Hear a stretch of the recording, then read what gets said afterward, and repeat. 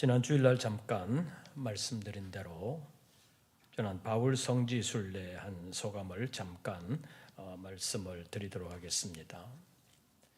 가서 보니까 그 당시에 건물들은 거의 없고 파괴되고 흔적도 없는 데도 있고 흔적만 조금 남아있는 데가 많았습니다. 결과적으로 보면 성지 순례라는 것은 유적지 순례라고도 볼 수 있습니다.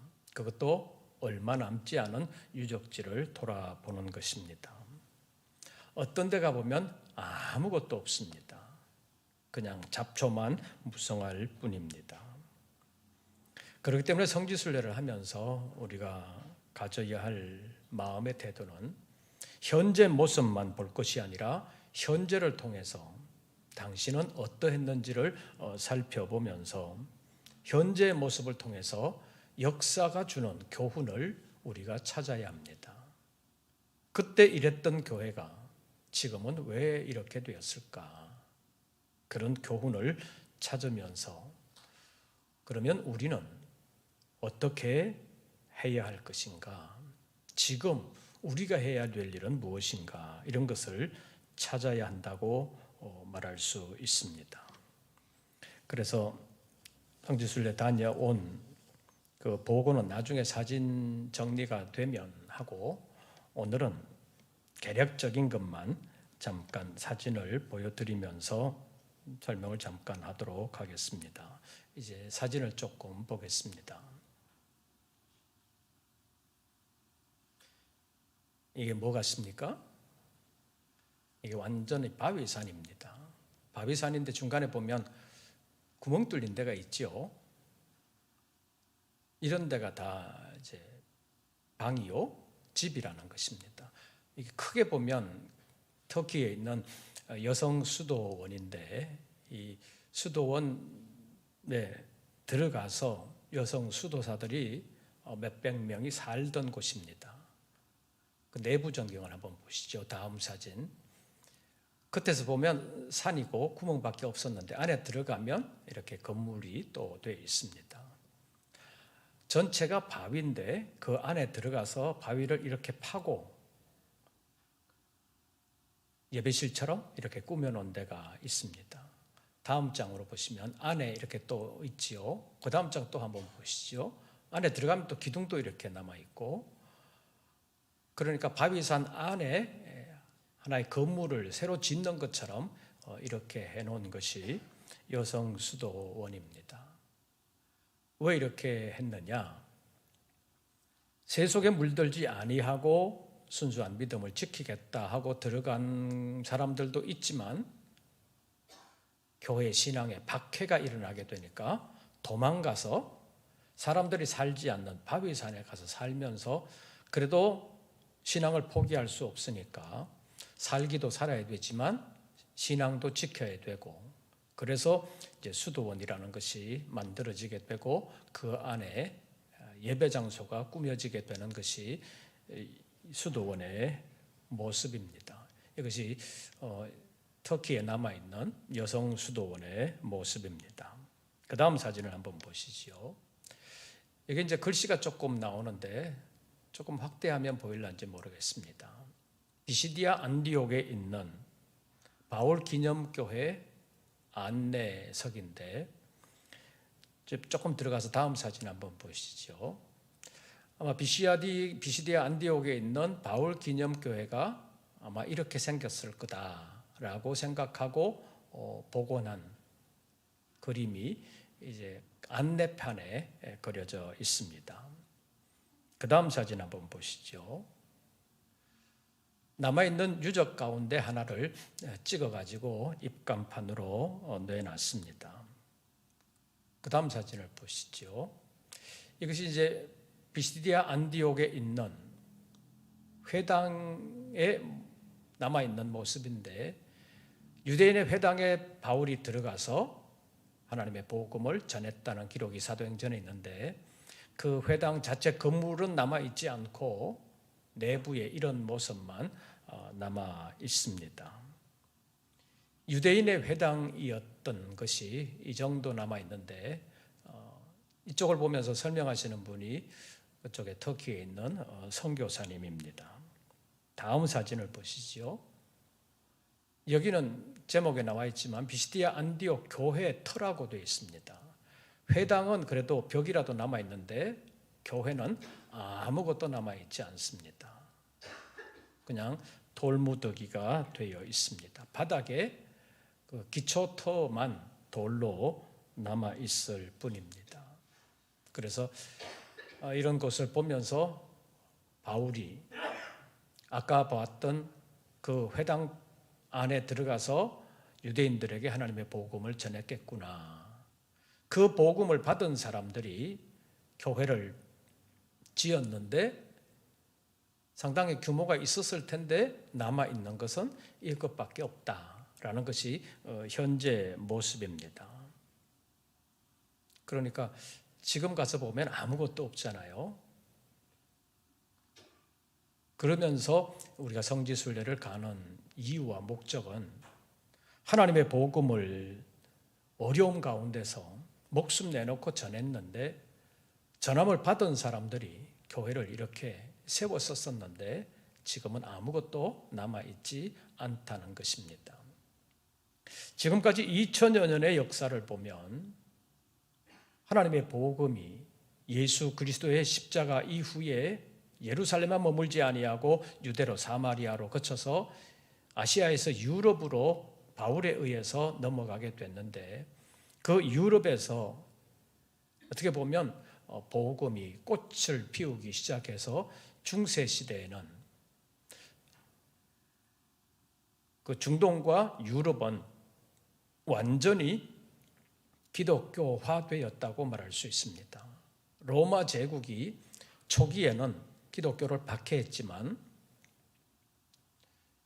AD 4세기 지나면서 기독교가 공인될 뿐만 아니라 AD 4세기 말에는 기독교를 국교로 했기 때문에 로마 전체가 세계적인 대제국 전체가 기독교 국가가 되었다고 말할 수 있습니다. 그때는 교회가 엄청나게 커졌고 태어나면 무조건 기독교 신자 이렇게 된 것이 그 당시의 상황이었습니다. 그러다가 14세기, 15세기 넘어오면서 이슬람 세력이 일어나게 됩니다. 이슬람 세력이 강력하게 일어나면서 중동에 지금의 기독교 유적들이 있는 그 중동 지방을 이슬람 세력이 완전히 장악하게 되면서 교회가 파괴되고 남아있는 것이 별로 없는 그런 상황이 되고 맙니다.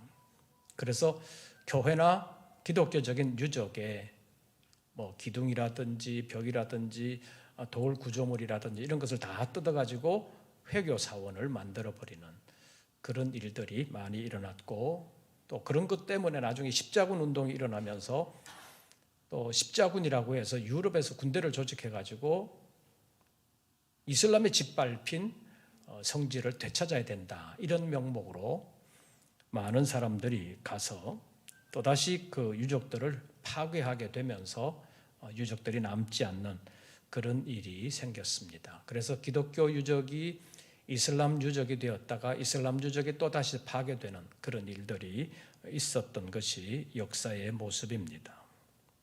그래서 비시디아 안디옥 교회는 이렇게 위에는 흔적도 없고 바닥에 돌만 남아있는 상황이 됐습니다. 그 다음 거 보시죠. 이제 빌라델비아 교회라고 되어 있는데 빌라델비아 교회인데 요한 기념교회로 세웠다고 알려지고 있습니다. 그래서 빌라델비아 요한 기념교회라고 되어 있는데 여기도 이제 남아있는 것은 기둥밖에 없습니다. 그런데 저 기둥이 얼마나 큰지 아마 우리 본당에는 저 기둥 2개 정도밖에 안 들어갈 겁니다. 기둥이 그만큼 큽니다. 그래서 그 기둥만 남아 있습니다. 그래서 요한계시록에 보면 빌라델비아 교회의 사자에게 보낸 편지 가운데 이기는 자는 하나님 나라의 성전의 기둥이 되게 하겠다는 말씀이 있지요. 필라델피아 교회의 기둥이 이렇게 컸기 때문에 승리하는 자에게는 하나님 나라의 기둥이 되게 하겠다는 말씀으로 주신 일이 있습니다. 그래서 당시에 요한계시록을 받았던 필라델피아 사람들은 저런 기둥의 교회가 있었기 때문에 천국에서도 우리가 신앙생활 잘하면 저런 기둥처럼 귀하게 쓰임받는 사람이 되겠구나, 쉽게 받아들일 수 있는 그런 상황이라고 볼 수 있습니다. 그러니까 요한계시록도 상당히 우리가 지금 볼 때는 이게 무슨 말인가 싶지만, 그래서 성지에 가보면 그때 그 사람들은 어렵지 않게 이해할 수 있었구나라는 사실을 또 발견할 수가 있습니다. 이것이 필라델피아 교회에 남아있는 기둥터입니다. 다음, 사대교회 아데미 신전이라고 되어 있는데 돌 기둥들 많이 있죠. 저 돌 기둥들은 사도행전에 아데미 신전이라고 불리는, 아데미 여신을 섬기는 신전인데, 그 왼쪽에 조그맣게 벽돌로 되어 있는 건물이 하나 있죠. 신전 귀퉁이에 조그맣게, 우리 교육관만 할까요? 우리 교육관보다 조금 작을까요? 아동부실만 할까요? 그 정도의 작은 교회가 마치 아데미 신전의 창고처럼 한쪽 귀퉁이에 붙어 있습니다. 그런데 아데미 신전이 워낙 크고 또 사람들이 많이 출입을 하게 되니까, 출입하는 사람들의 숫자가 많으니까 교회가 작아도 우리는 뭐 재정적으로 괜찮다, 그렇게 생각하고 아무 부족함이 없다고 생각하는 교회가 사대 교회였다는 거지요. 그런데 실상은 가장 가난했고 헐벗었고 소경이었으나 소경인 줄도 알지 못하는 그런 교회가 사대 교회였는데, 그냥 육신적으로 안주하고 있었던 교회가 사대 교회였다라는 것을 지금 유적에서도 어느 정도 발견할 수 있습니다. 조금 먼 데서 본 사진을 한번 보시죠. 아까 그 큰 기둥을 먼 데서 보면 기둥 몇 개가 남아 있는데 교회는 별로 보이지도 않잖아요. 사대 교회는 조금 남아 있지만 실제적으로는 교회가 교회로서의 역할을 제대로 감당할 수 있었나, 그런 생각이 들 정도로 사대 교회도 이미 없어진 교회입니다. 그러니까 사실은 건물이 중요한 것이 아니라 얼마만큼 사명을 감당하고 있냐, 그게 중요한 것이잖아요. 필라델피아 교회 같은 데는 지금 이슬람 세력이 그 세계를 지배하면서 다 헐어버렸지만, 그래서 지금 기둥만 남아 있었지만, 필라델피아 교회는 실제적으로 보면 아주 가난한 교회였잖아요. 그럼에도 불구하고 믿음에 굳게 섰고 끝까지 믿음으로 승리하는 교회가 될 수 있었는데, 반대로 사대 교회는 건물은 별거 없었지만 워낙 큰 신전 옆에 있으면서 경제적으로는 어려움이 없었기 때문에 아무 부족함이 없다고 생각을 했지만, 실제적으로 주님 보실 때는 대단히 가난하고 영적으로 헐벗은 교회였다는 지적이 요한계시록에 나타나 있습니다. 그러니까 아까 본 필라델피아 교회와 사대 교회는 상당히 대조적인 교회입니다. 하나는 아주 부자 교회였고 하나는 가난한 교회였는데, 주님께서 보실 때는 판단이 완전히 달랐다는 거지요. 가난한 필라델피아 교회는 주님 안에서 부유한 교회라는 평가를 받았지만, 사대 교회는 부자라고 생각했지만 실제적으로는 영적으로 헐벗고 가난한 교회였다는 판단이 성경에 기록되어 있습니다. 그 다음 사진을 한번 보시죠. 이것이 지금 이제 베드로 대성당입니다. 지금 로마에서 무슨 일이 있을 때마다 교황이 나와서 미사를 집전하거나 그런 일들이 있지요. 이제 다음 달 되면 부활절 될 텐데, 부활절 되면 저 건물에 중앙에 교황이 나와서 부활절 미사를 또 집전할 것입니다. 저 건물은 아마 세계에서 가장 웅장한 건물일 뿐만 아니라 그 안에는 각종 유적들이 남아 있습니다. 유명한 화가들, 미켈란젤로라든지 그런 유명한 화가들의 그림이 저 안에 다 들어있고, 또 그 안에 뭐 장식이라든지 건물 내부라든지 이런 것은 지금 어느 지역에서도 비교할 수 없을 만큼 화려하게 되어 있습니다. 그래서 로마 가톨릭은 지금도 성당 하나가 아니라 한 나라로 되어 있잖아요. 국가의 모습을 갖추고 있습니다. 그래서 각 나라마다 로마 교황청 대사들이 있고, 또 대사관도 있고, 또 로마 교황청에서도 각 나라마다 각 나라의 대사를 파송해서 그 행정적인 일을 하고 있는 것을 볼 수 있습니다. 그래서 로마의 베드로 성당이 위치적으로 보면 이탈리아 안에, 로마시 안에 있는 건물이지만 한 나라처럼 되기 때문에 이 성당에 들어가려면 나라 들어갈 때 입국 절차를 밟잖아요. 그것처럼 아주 까다로운 것은 아니지만 형식적이지만 입국 절차를 밟아가지고 그 뭐 무슨 보안 검색이라든지 이런 것도 지금 하고 있습니다. 그만큼 지금의 가톨릭 세력은 한 나라 가운데서 굉장히 유력한 나라로서 교황이 한번 어디에 출동한다 하면 세계의 눈이 집중되고, 또 그 치안이라든지 보안을 힘쓰는 것을 보면 어느 나라 대통령 못지 않습니다. 그만큼의 위세가 있는 것이 지금의 바티칸 로마 가톨릭의 위상입니다. 근데 이번 성지순례가 바울 성지순례인데 다음 사진을 한번 보시죠. 이게 이제 로마에서 바울이 마지막으로 갇혔던 로마의 감옥, 바울 감옥 기념교회라고 지어져 있는 것입니다. 이 건물은 로마 시대 때부터 있었던 것이 아니고 바울이 로마에서 감옥에 갇혔다가 이제 참수형을 당하게 되는데, 어디에 갇혀서 어디서 죽었나 역사적인 고정을 해서 찾아본 결과 여기에 갇혔다가 여기서 죽었다라는 것을 기념하기 위해서 교회를 하나 세워놨는데, 이 교회가 로마에 있는 바울 감옥 기념교회입니다. 다음 사진을 한번 보시죠. 아까 거기에 갇혔다가 거기에서 한 150m쯤 되려나요? 100여 미터 떨어진 이곳으로 가서 여기서 이제 참수형을 당한 것이라서, 저것은 이제 저기 뒤에 보이는 건물은 바울 순교 기념교회입니다. 그 내부에는 바울이 목이 잘려나갈 때 피가 튀긴 그런 흔적들이 있었다고 해서 거기에서 샘물이 솟아났다고 해서 저 교회를 새분수교회라고 이름을 붙였다고 합니다. 그래서 바울이 전 복음을 전해서 육로로 해서 또는 바닷길로 해서 복음을 가지고 가서 정말 고생하면서 복음을 전하다가 저기에서 결국 순교를 당했습니다.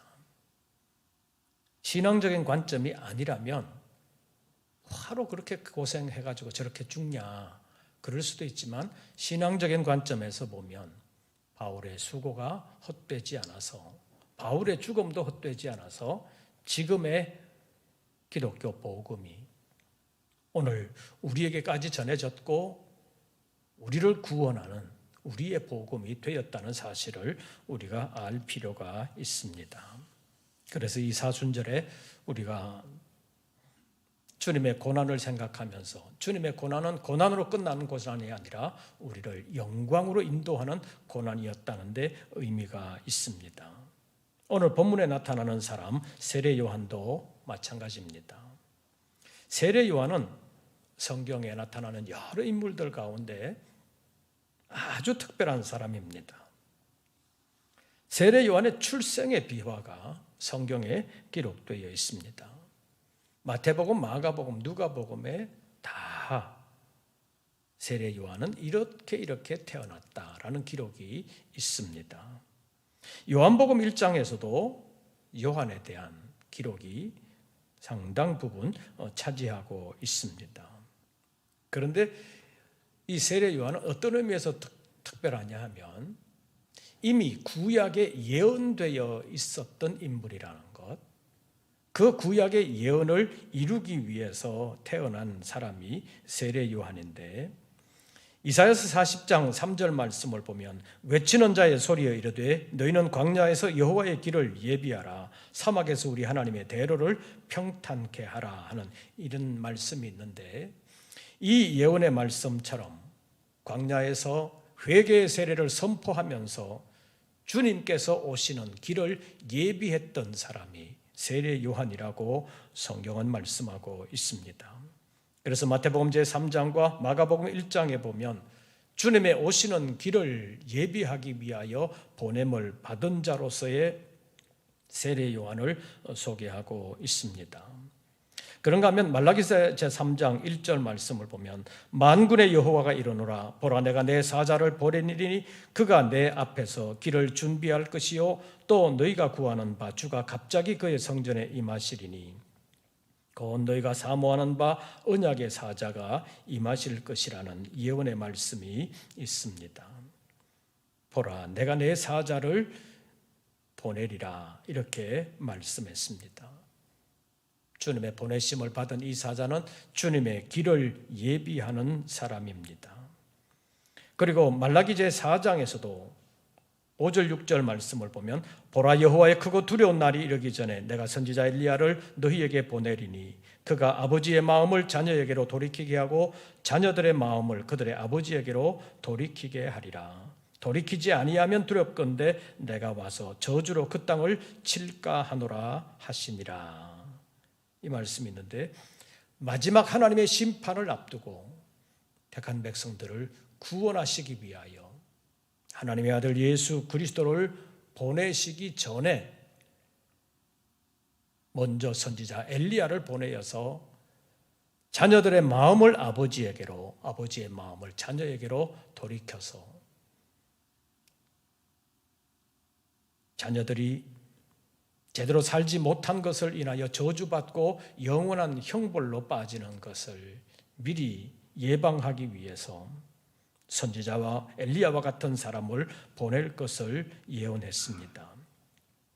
이 예언의 말씀대로 마태복음, 마가복음, 누가복음에 보면 세례 요한은 이 예언의 말씀대로 보냄을 받은 사람이라는 것을 성경이 증언하고 있습니다.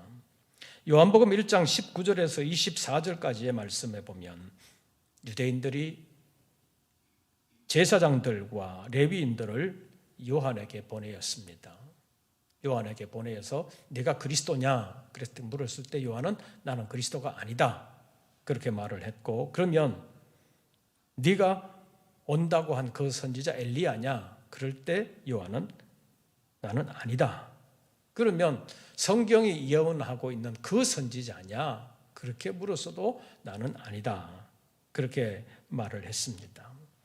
바리새인들이 보낸 이 제사장들과 레위인들이 와서 요한에게 이렇게 물었을 때 네가 누구냐? 이렇게 물었을 때 사람들이 생각하는 그런 사람은 아니다. 세례 요한은 자기 스스로를 그렇게 말하면서 그럼 네가 누군지 나를 보낸 사람들에게 대답할 말을 일러줘라. 그랬을 때 세례 요한이 요한복음 1장 23절 말씀을 보면 나는 선지자 이사야의 말과 같이 주의 길을 곧게 하라고 광야에서 외치는 자의 소리로다, 이런 말을 했습니다. 세례 요한 자신도 구약 성경이 예언하고 있는 그 일을 위하여 자신이 보냄을 받은 자다라는 자의식을 가지고 있었던 것을 볼 수가 있습니다. 그런데 그 세례 요한에 대하여 오늘 본문이 말씀하고 있는데, 오늘 본문에 있는 말씀을 보면 예수님께서 이제 공생애를 시작하셨고 제자들과 함께 복음 사역을 하시면서 22절 말씀을 보십시오. 그 후에 예수께서 제자들과 유대 땅으로 가서 거기 함께 유하시며 뭐 하시더라? 세례를 베푸시더라. 사실 세례를 시작한 것이 세례 요한이 처음이었다고 볼 수 있는데 성경 기록으로만 보면 세례 요한의 세례가 처음이었다고 볼 수 있는데 예수님께서도 이제 세례를 베푸시게 됐습니다. 그런데 이제 다른 성경들과 종합해서 보면 예수님께서 직접 세례를 베푸셨다기보다는 예수님의 제자들이 세례 요한처럼 세례를 베풀었다고 성경이 증언하고 있습니다. 어쨌든 예수님이 가는 곳에 예수님의 제자들이 세례를 베푸는 일들이 있었는데 그때 사람들의 반응이 어땠느냐? 제가 26절 보면 여러분들이 27절 보십시오. 26절을 제가 읽습니다. 그들이 요한에게 가서 이르되 라삐여 선생님과 함께 요단강 저편에 있더니 곧 선생님이 증언하시더니가 세례를 베풀매 사람이 다 그에게로 가더이다.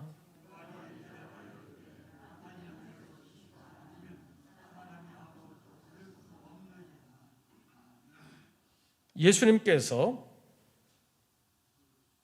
제자들과 함께 복음 사역을 하시면서 이제 세례를 베풀게 되니까 26절 하반절에 있는 말씀을 보십시오. 사람이 누구에게로 가더이다? 26절 마지막 사람이 다 그에게로 가더이다. 세례 요한의 입장에서 보면 그리고 세례 요한의 제자들의 입장에서 보면 다 그리로 간다 이렇게 표현하고 있습니다. 물론 정확하게 보면 제3자적인 입장에서 보면 다 가는 건 아니었겠지만 세례 요한의 제자들이 볼 때는 다 가는 것처럼 보였다는 거죠. 그래서 예수님과 예수님의 제자들이 세례를 베풀기 시작하니까 사람들이 다 이제는 세례 요한을 떠나서 예수님께로 갔다는 말입니다. 자, 이 정도 상황이 되면 세례 요한의 입장에서 보면 마음이 어떻겠어요? 언제는 내가 그리스도라고 따르는 사람들, 내가 그런 성경이 예언하고 있는 선지자라고 생각하면서 따랐던 사람들 이제 다 떠나는구나. 이 배신자들 아마 이런 생각이 들었을 수도 있습니다. 그런가 하면 뭐 가는 걸 어떡하냐, 뭐 내가 마음대로 잡을 수 있냐, 할 수 없지 않냐, 그냥 포기할 수도 있습니다. 그런데 바울은 세례 요한은 달랐다는 것입니다. 사람들이 다 자기를 떠나서 예수님께로 가는 것 같은데 그것을 세례 요한은 나를 배신했다, 그렇게 생각한 것이 아니라는 것입니다. 27절 보시죠. 요한이 대답하여 이르되 만일 하늘에서 주신 바가 아니면 사람이 아무것도 어떻게 할 수 없느니라, 받을 수 없느니라. 사람들이 다 예수님께 가는데 그것은 하늘에서 주신 것 때문이다라는 것이 세례 요한의 반응입니다. 그러니까 하늘의 하나님께서 사람들의 마음을 그렇게 바꾸어서 사람들이 예수님께 간 것이지 그냥 사람들이 나를 배신하고 간 것은 아니다. 그런 것이 세례 요한의 마음이었다는 것입니다. 그래서 인간적인 관점에서 보면 자기를 떠난 사람들을 향하여 섭섭한 마음도 들고 배신감도 들고 여러 가지 착잡했을 것인데 세례 요한은 이 모든 것은 다 하나님의 역사다. 하늘에서 주신 바가 아니면 사람이 아무것도 받을 수 없다. 사람들이 내게 온 것도 하나님께서 보내주신 것이고 사람들이 예수님께로 가는 것도 하나님께서 주신 것이다. 그런 믿음을 가졌기 때문에 세례 요한은 섭섭하지 않았다. 배신감에 시달리지 않았다고 볼 수 있습니다. 욥이 당시에 큰 부자였었잖아요. 유복하게 살다가 하루아침에 다 날려버리는 그런 너무나도 견디기 힘든 경험을 합니다. 재산 다 빼앗기지요. 자녀들까지 한꺼번에 잃는, 인간 역사상 그렇게 죽을 수는 없다고 보이는 그런 재앙을 맞이했습니다. 인간적으로 견디기 힘든 상황입니다. 부인까지도 그것을 이해할 수 없어서 차라리 하나님 섬기지 말고 하나님을 욕하고 죽으라고 말할 정도로 이해하기 곤란한 상황이었습니다. 그때 욥이 하는 말이 뭡니까? 주시니도 여호와시요 취하시니도 여호와시다, 이렇게 말합니다. 그러니까 그것이 있었다고 교만할 필요 없고 없어졌다고 해서 너무 낭망할 필요가 없다는 것입니다. 다 하나님의 섭리 안에 있는 일 아니냐, 있는 그대로 받아들여라, 너무 섭섭해하지 말아라, 마음 상하지 말아라, 그 말이 욥의 믿음이었습니다. 세례 요한을 따르던 많은 사람들이 다 떠나서 예수님께로 갔을 때 요한은 하늘에서 주신 바가 아니면 사람이 아무것도 받을 수가 없느니라, 다 하나님의 섭리 안에 있는 일이니라, 이렇게 말하면서 그냥 어쩔 수 없다 그렇게 생각할 수도 있지만 세례 요한은 그런 단계에 머문 것이 아닙니다. 29절과 30절 보시죠. 먼저 29절 우리 다 같이 봉독합니다. 신부를 취하는 자는 신랑이나 서서 신랑의 음성을 듣는 친구가 크게 기뻐하나니 나는 이러한 기쁨으로 충만하였노라. 사람들이 세례 요한을 떠나서 예수님께로 가는 모습을 제자들이 보고를 했을 때 세례 요한은 그냥 다 포기하고 체념하고 가는 거 어떡하냐 그렇게 생각한 것이 아니라 신부를 취하는 자는 신랑이나 서서 신랑의 음성을 듣는 친구가 크게 기뻐하나니 나는 이러한 기쁨으로 충만하였노라. 결혼식을 하면서 밤에 신랑이 오는 것이 유대지방의 결혼 풍습이라고 볼 수 있는데 밤늦게 오게 되면 초저녁부터 안 자고 기다리다가 좋을 수도 있잖아요. 그런데 그 신랑이 오는 모습을 보면서 이제 신부는 신랑에게로 갈 것이고 신부의 친구들은 어떻게 돼요? 자기 친구를 이제 그 신랑에게 빼앗기는 것처럼 그렇게 여겨질 수도 있잖아요. 자녀들을 결혼시키면서 아들을 빼앗겼다 이렇게 생각하는 부모님들도 있죠. 너무 며느리가 잘 안 하면 이제는 아들 빼앗겼고 나는 아들 없다, 아들하고는 끝이다, 섭섭해가지고 그렇게 생각하는 부모님들도 있잖아요. 딸의 경우도 마찬가지지요. 아들 빼앗겼다, 딸 빼앗겼다 이렇게 생각할 수도 있는데 신부의 친구들은 신부를 신랑에게 빼앗겼다 이렇게 생각하는 것이 아니라는 거지요. 29절 다시 보시지요. 신부를 취하는 자는 신랑이나 서서 신랑의 음성을 듣는 친구가 누구의 친구예요? 신랑의 친구예요? 신부의 친구예요? 신부의 친구들입니다. 신부의 친구들이 신랑의 음성을 듣고 이제 신랑에게로 가는 자기들의 친구의 모습을 보면서 이제 친구 빼앗겼다 이렇게 생각하는 것이 아니라 신랑의 음성을 듣는 친구가 어떻게 하나니? 크게 기뻐하나니, 친구 빼앗겼다고 억울해하거나 분해하는 것이 아니라 도리어 크게 기뻐한다. 왜냐하면 내 친구가 이제 결혼한다. 그것 때문에 신부의 친구들이 기뻐한다고 말을 하면서 요한은 자기를 떠나서 예수님께로 가는 사람들을 보면서 나는 이러한 기쁨으로 뭐하였노라? 충만하였노라. 신부의 친구들이 신랑의 음성을 듣고 자기 친구를 빼앗기는 것이 아니라 신랑에게로 보내면서 기뻐하는 것처럼 세례 요한도 자신을 떠나는 많은 사람들을 보면서 마치 신랑의 음성을 듣고 신부를 그 신랑에게로 내주는 신부의 친구들처럼 나는 이러한 기쁨으로 충만하였노라고 말하고 있습니다. 그래서 섭섭해하지 않았다는 것입니다. 그런데 세례 요한은 여기서 한 단계 더 나아갑니다. 30절 보시죠. 그는 뭐하여야 하겠고 흥하여야 하겠고 나는 쇠하여야 하리라.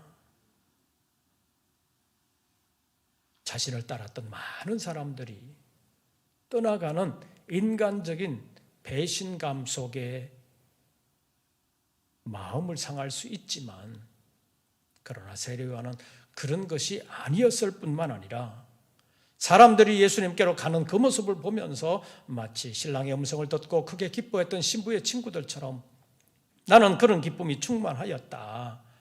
그렇게 마음의 위로를 받는 것으로 그치지 아니하고 30절 말씀을 보면 나는 뭐하여야 되겠고 나는 쇠하여야 될 것이고 그는 흥하여야 할 것이다. 이것이 세례 요한의 믿음이었다는 것입니다. 다시 말하면 예수님은 흥하여야 할 것이고 예수님을 증언했던 나는 쇠하여야 된다. 내가 쇠하는 것만큼 주님은 더 흥왕해질 것이다. 이것을 위하여 온 것이 내 사명이다 라는 것이 세례 요한의 믿음이었습니다. 그러니까 세례 요한의 기쁨은 인간적으로 보면 기쁨이 아니었고 서러움이었고 배신감이었습니다. 그러나 세례 요한은 그것을 기쁨으로 삼았을 뿐만 아니라 기쁨으로 누렸다고 말씀하고 있습니다. 이것이 세례 요한의 믿음입니다. 그래서 세례 요한을 예수님께서 가장 높은 사람이라고 평가를 한 것입니다. 우리 누가복음 제7장을 한번 찾아보겠습니다. 누가복음 제7장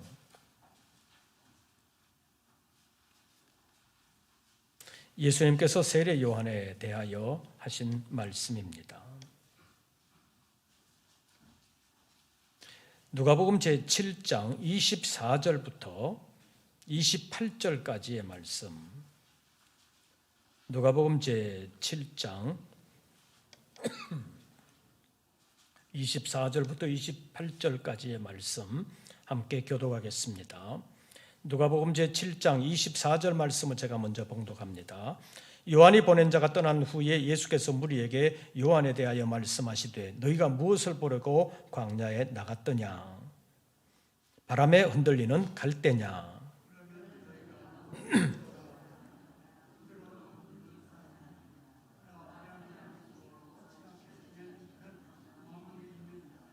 그러면 너희가 무엇을 보려고 나갔더냐? 선지자냐? 옳다. 내가 너희에게 이르노니 선지자보다도 훌륭한 자니라.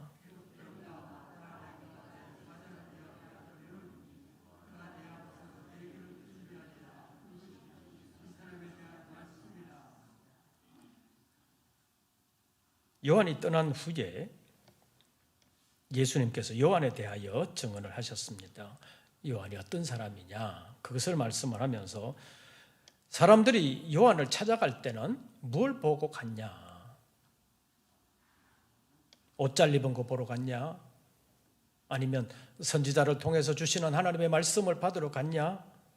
라고 말한 것을 말하면서 세례 요한 자신은 성경이 예언하고 있는 그 선지자는 아니다. 그렇게 말을 했지만 예수님께서는 세례 요한을 선지자 중에 한 사람이다. 그것도 아주 훌륭한 선지자다라고 평가를 하셨습니다. 그러면서 27절 말씀을 보면 보라 내가 내 사자를 내 앞에 보내노니 그가 내 앞에서 내 길을 예비하리라. 직접적으로 보면 말라기서 3장 1절을 인용하고 있는 것이고 또 내용적으로 보면 이사야서 40장 3절을 인용하고 있는 말씀이기도 합니다. 예수님께서도 세례 요한은 구약의 예언의 말씀을 이루기 위하여 온 사람이다 라는 것을 말씀을 했고 또 다른 성경에 보면 사람들이 메시아가 오기 전에 선지자 엘리야가 먼저 와야 된다고 성경이 예언하고 있는데 그 엘리야는 왜 안 옵니까? 그렇게 예수님께 물었을 때 오리라 한 선지자가 바로 이 사람이다 라고 말씀을 하셨습니다. 말라기 제4장이 예언하고 있는 메시아 오기 전에 먼저 보낼 선지자 엘리야, 그가 세례 요한이라고 예수님께서 직접 하신 말씀입니다. 그러면서 세례 요한에 대한 평가를 어떻게 하는지 28절 말씀 보시죠. 내가 너희에게 말하노니 여자가 낳은 자 중에 요한보다 큰 자가 없도다. 직접적으로 말하면 세례 요한이 여자가 낳은 자 중에 가장 큰 자다라고 말씀하신 것입니다. 예수님의 평가가 이 정도라는 것입니다. 왜 그 정도냐? 오시는 예수님을 직접 보면서 예수님의 길을 예비했을 뿐만 아니라 오늘 본문에서 보시지요. 사람들이 예수님께로 몰려가는 그 모습을 보면서 마치 신랑의 음성을 듣는 신부의 친구들이 기뻐하는 것처럼 나는 그런 기쁨으로 충만하였다고 말할 뿐만 아니라 이제부터는 그는 흥하여야 할 것이고 나는 쇠하여야 하리라고 말하는 그것이 세례 요한의 믿음이었기 때문에 자신의 목숨을 바쳐서 온전히 예수님만을 증언한 사람이 세례 요한입니다. 그래서 예수님께서는 여자가 낳은 자 중에 요한보다 큰 자가 없다고, 여자가 낳은 자 중에 가장 큰 자가 세례 요한이라고 말씀하셨습니다. 이 사순절을 보내면서 여러 가지 고난이 섞인 사회 생활에서 우리가 살아가면서 고난당한다고 너무 낙심할 필요 없습니다. 나는 왜 이렇게 혼자냐? 나는 왜 이렇게 가난하냐? 그렇게 생각하고 낭망할 필요 없다는 것입니다. 주님의 말씀을 이루고 주님의 귀한 일에 쓰임받는 사람은 다 귀한 사람이요 하나님 나라의 상급을 받는 사람이라는 것을 예수님께서 증언하셨습니다. 이 사순절의 고난을 대하면서 우리의 고난은 장차 나타날 영광과 비교할 수 없을 만큼 작은 것이기에 이 고난의 시기에도 고난 때문에 마음과 믿음이, 사명이 작아지고 약해지는 것이 아니라 하늘의 영광을 바라보면서 고난을 참고 견디고 마침내 이기고 벗어나 영원한 영광, 영원한 복에 참여하는 모든 승리자들이 되시기를 주의 이름으로 축원합니다. 기도하겠습니다. 오늘도 저희들을 부르시고 함께하여 주심을 감사합니다. 여러 가지로 어려운 세상에 살고 있습니다. 믿음을 더하여 주시옵소서. 세례 요한이 자신의 제자들을 예수님께 다 빼앗긴다고 생각한 것이 아니라 하나님께서 그 일을 하신다고 생각하며 마음의 위로를 받았을 뿐만 아니라 신랑의 음성을 듣는 신부의 친구들이 기뻐하는 것과 같은 기쁨을 누렸다고 말하고 주님은 흥하여야 할 것이지만 나는 쇠하여야 하리라고 말하는 세례 요한의 믿음을 본받고 어려움 가운데서도 세례 요한처럼 믿음으로 승리하는 저희들 되게 하여 주시옵소서. 역사하여 주사 주님의 귀한 일에 쓰임받는 우리 모든 권속들 되게 하여 주시옵소서. 예수님의 이름으로 기도하옵나이다. 아멘. 찬송가 434장